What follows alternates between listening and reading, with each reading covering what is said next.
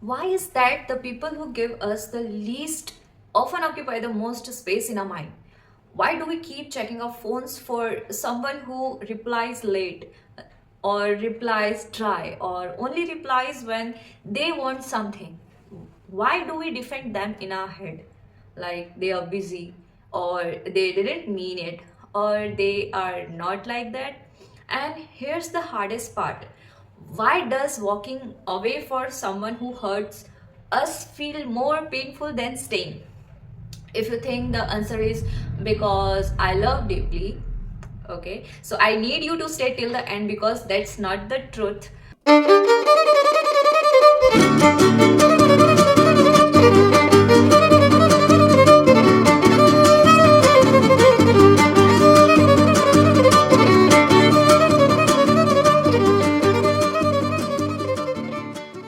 Hi Bus family, I am Renu B. Welcome back to my channel. Let me start with something uncomfortable. Most of us don't get attached because we are loving. We get attached because something inside us is unfinished. If you have ever stayed emotionally connected to someone who only came to you when they needed something, like your time, your attention, your emotional support, so this video is not here to judge you, but it is here to tell you the truth, and not a version that sounds kind, because the truth is people who use us don't magically trap us, but our own psychology keeps us there. We often say I get attached easily, and that's not accurate. You don't get attached to everyone, you get attached to specific types of people, like people who are emotionally inconsistent, like hot and cold, like available sometimes and absent most of the time, or kind just enough to keep hope alive. And that's not coincidence, that's conditioning. Okay, so what the thing is, your brain is not designed to fall in love with stability first. It falls in love with uncertainty. Psychology calls this intermittent reinforcement. Let me explain it simply. If someone treats you badly all the time, you eventually leave, है ना? If someone treats you well all the time, you feel safe, but not obsessed. But when someone gives affection randomly, withdraws suddenly, and comes back unexpectedly, your brain start chasing them. Not because they are special, but because your brain is addicted to the possibility of reward. This is the same mechanism used in gambling. You don't keep playing because you always win. You you keep playing because you might win. So when someone uses you emotionally, then gives you a little kindness, your brain says maybe this time it will be different. That maybe is dangerous. At first, you don't notice the damage. You just think, I care more, I am understanding, I am patient. But slowly, something shifts.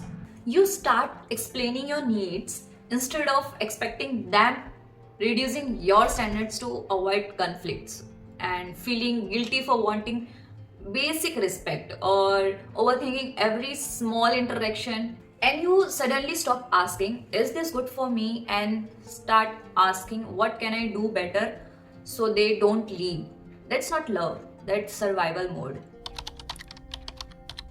Here is where I won't fully agree with you. We like to believe we stay because we are kind or loyal and emotional, but often we stay because we fear being alone, we fear starting over, we fear admitting we wasted time, and we fear that maybe this is all we deserve. Being used doesn't always feel like abuse. Sometimes it feels familiar, and familiarity is powerful. So let's talk about something deeper. If love in your early life was conditional, inconsistent, earned, not given, then your nervous system learned something dangerous. So when someone uses you, ignores you, or gives love selectively, it feels normal. Not good, just normal. Your body recognizes the pattern and says this feels like home, even if home was painful. Before awareness, attachment feels like intensity. You think, I have never felt this way before. They understand me, the connection is special, but notice this, the connection feels intense mostly when they pull away. When they are present, you feel calm. When they disappear, you feel anxious. That's not passion, that's emotional imbalance. Okay, imagine this. You are always there for them. You listen, you support, you adjust. And what they do, they call when they need comfort and disappear when things get serious, or avoid accountability or give vague promises. And yet, when someone else treats you well, consistently you feel bored or uncomfortable. Why? Because healthy love feels unfamiliar to an anxious nervous system. देखो यार, chaos feels exciting and peace feels suspicious. After awareness, something shift. You stop romanticizing pain and you realize I wasn't attached to them, I was attached to the version of myself who kept hoping. You understood that missing someone doesn't mean they were right for you. It just means your nervous system has not adjusted yet. Healing is not about forgetting people, it's about retraining your emotional responses. Okay, here is another truth people don't like. Understanding psychology alone doesn't break attachment. You can know everything and still go back. Why? Because attachment lives in the body, not just the mind. That's why you know they are wrong for you, but your chest still tightens when they text. Distance, new emotional experiences, relearning safety, not just thinking differently but living differently. Many people don't fall in love, they fall into emotional roles. The fixer, the giver, the understanding one, the patient one. Being needed feels like purpose. So when someone uses you, it gives you identity. I matter because they need me. But that's not love, that's dependency. Love doesn't require you to disappear to be valued. Sometimes we stay attached because living would mean admitting they never choose us fully. We accepted less than we deserved.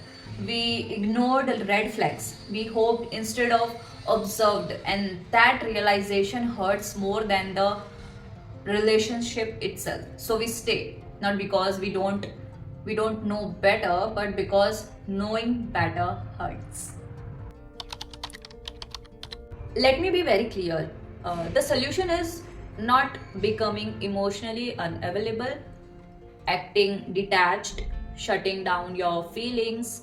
That's another trauma response. The solution is learning secure attachment, which means you don't chase inconsistency, you don't over explain your worth, you don't confuse effort with love, you don't stay where you were only tolerated. Next time you feel attached to someone who uses you, ask yourself this honestly, okay? Do I feel calm with them, or do I feel constantly alert? Because love brings regulation, attachment brings anxiety. And here's the final truth I want to leave you with: missing someone is not proof of connection, sometimes it's proof of conditioning. If this video made you uncomfortable, that's okay. Growth often feels like discomfort before clarity. You're not weak for getting attached, but you are responsible for breaking patterns once you see them. And the moment you stop chasing people who use you, you make space for people who don't need to. If this felt personal, it's because your mind already knew the truth. This is Renu B, Buzz with Renu.